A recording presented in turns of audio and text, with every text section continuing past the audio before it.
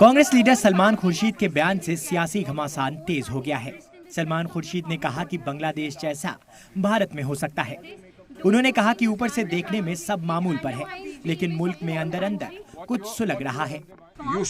You should not be going anywhere to people that you abuse all the time. Please, I say whatever I say in public, never in private.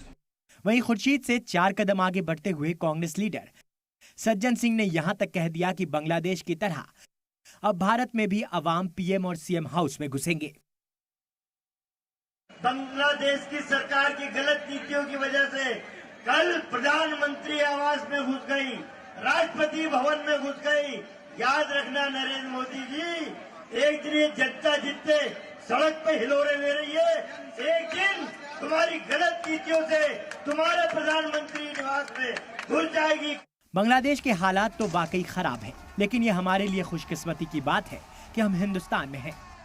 जहां तक सियासी बयान का ताल्लुक है, ये सियासत है, बयान भी सियासी आते रहेंगे। ब्यूरो रिपोर्ट, सलाम टीवी।